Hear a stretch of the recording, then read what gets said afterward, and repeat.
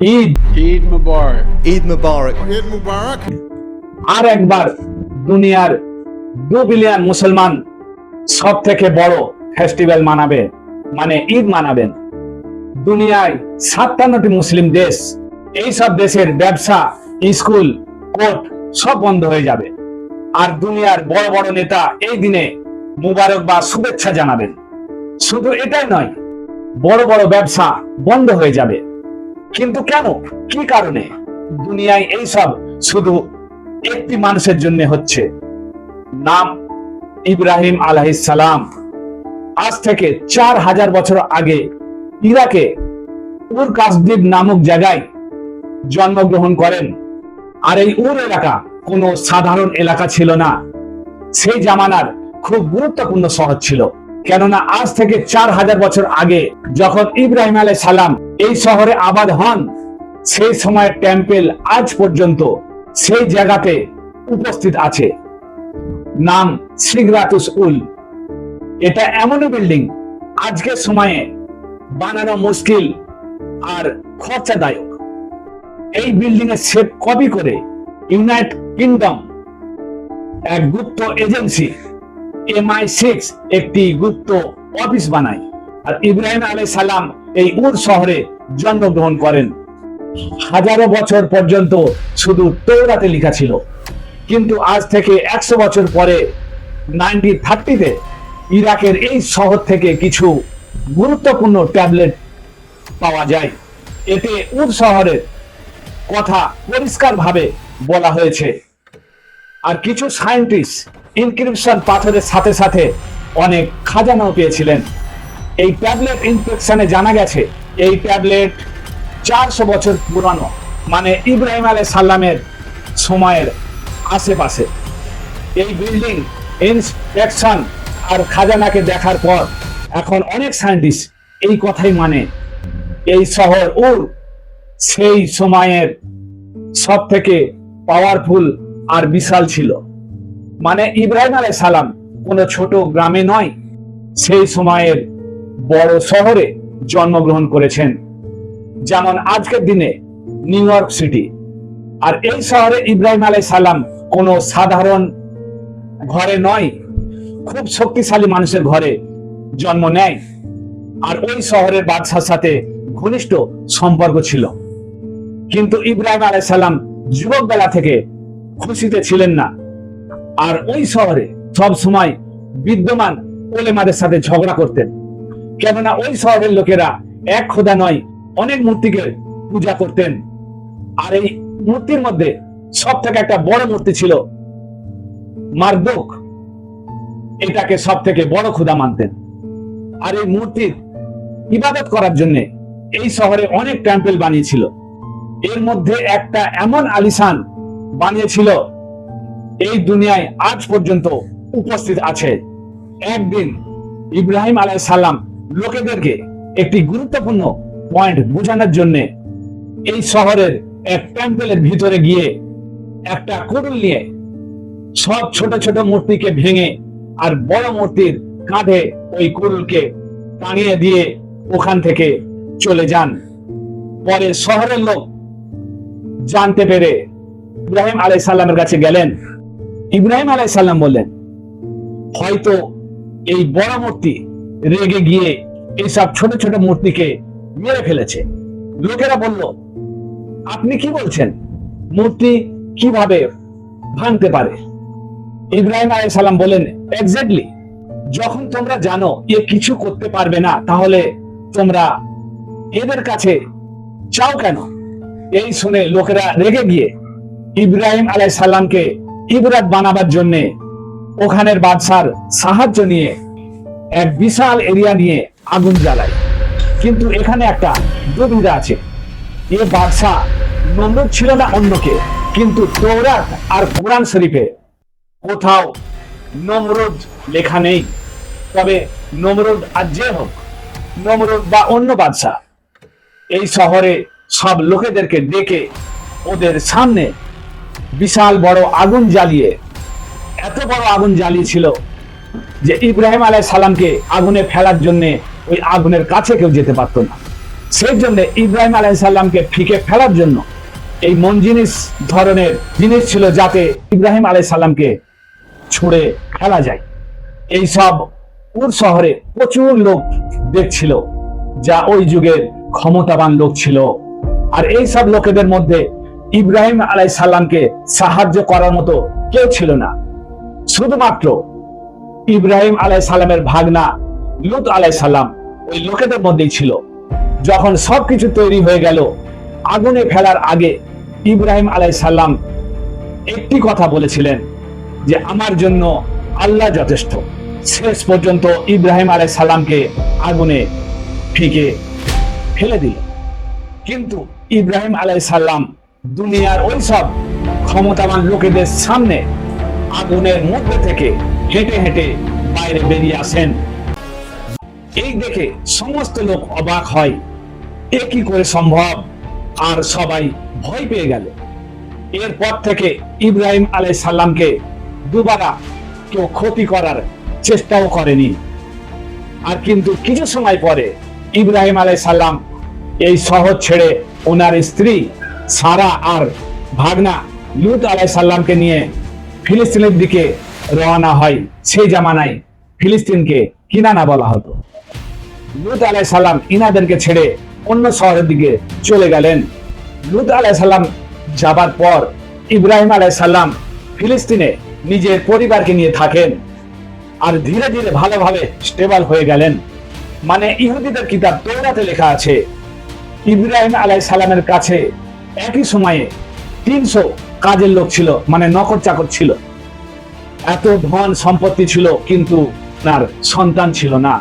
উনি 86 বছর বয়সে আল্লাহর কাছে সন্তানের জন্য দোয়া চান, আল্লাহ কবুল করলেন। কিন্তু তৌরাতে একটি সুন্দর মজার কথা লেখা আছে, ইব্রাহিম আলাইহিস সালাম সন্তানের জন্য আল্লাহর কাছে দোয়া করেন, আর আল্লাহ বললেন, এ ইব্রাহিম, উপরে আসমানের দিকে দেখো, আসমানে যত তুমি তারা দেখছো, পুরো দুনিয়ায় তোমার সন্তানে ভরে যাবে। দুনিয়ার বড় বড় বাদশাহ নবী তোমার সন্তানদের মধ্যেই হবে। এরপরে ইব্রাহিম আলাইহিস সালামের স্ত্রী হাজরের সন্তান হলো ইসমাইল আলাইহিস সালাম। যখন ইসমাইল আলাইহিস সালামের বয়স 11, 12, 13 কাছাকাছি হলো, এক রাতে ইব্রাহিম আলাইহিস সালাম স্বপ্নে দেখছেন উনি ওনার সন্তানকে ইসমাইলকে জবা করছেন। এইখানেও একটা দুবিধা আছে, সেটা হলো অনেক আলেম বিদ্যমান বলেন এই বাকিয়া ফিলিস্তিনের কিনানায় হয়েছিল, কিন্তু বেশিরভাগ বিদ্যমান বলেন এই বাকিয়া মক্কাতে হয়েছে।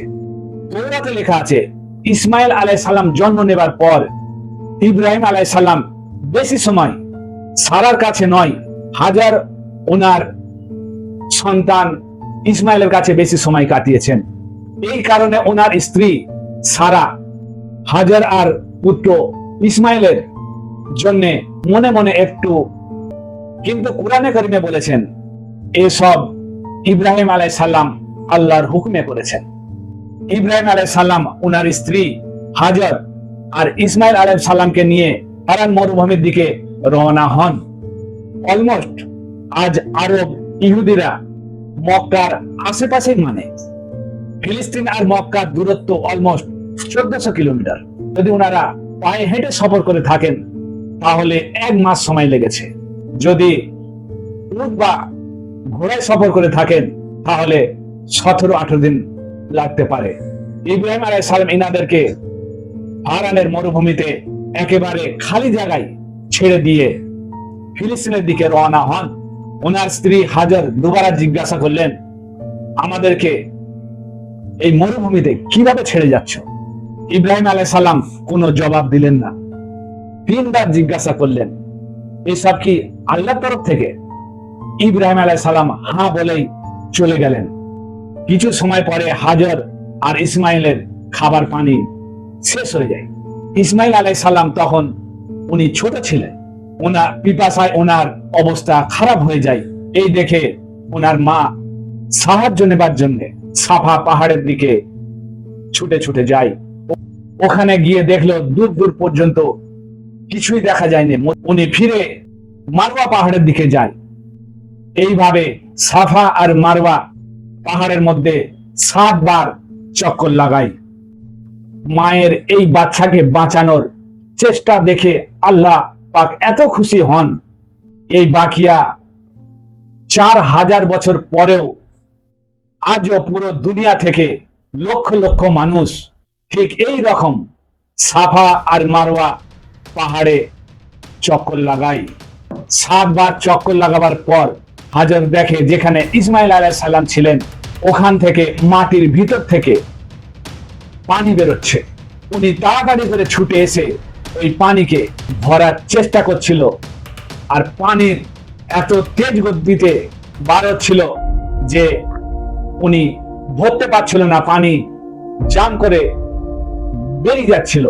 হাজর বলছিলেন জাম জাম, It literally means stop, stop. মানে থেমে যা, স্টপ। ওই জমজম ওখান থেকে নাম হলো, মানে থেমে যা। পরে এই এলাকায় হাজর আর ইসমাইল মক্কাতে থেকে যান। এমানের এক কবিলা বনু জুহরাম সামের দিকে যাচ্ছিল। এমানে আর সামে যাবার একটি সাধারণ রাস্তা ছিল, এরা কেউ মক্কার কোনো এলাকাতে রুখতো না। কিন্তু এবারে এই কবিলা মক্কার আশেপাশে থেকে যাচ্ছিল। ওনারা দেখতে পেল মক্কার আকাশের উপরে এমন কিছু পাখি উড়ছিল। এই পাখি সব সময়ের জন্য মরুভূমির এলাকারই পানি পান করে। তো এই পাখিকে ফলো করতে করতে এই লোকেরা ইসমাইল আর মা হাজরার কাছে এসে পৌঁছায়। এই লোকেরা এই প্রথমবার এই এলাকায় এত পানি দেখে অবাক। আর এইভাবে এই এমানি কবিলা মক্কায় থেকে যায়, আর ধীরে ধীরে বাকি লোকেরাও এসে বসবাস করতে থাকে।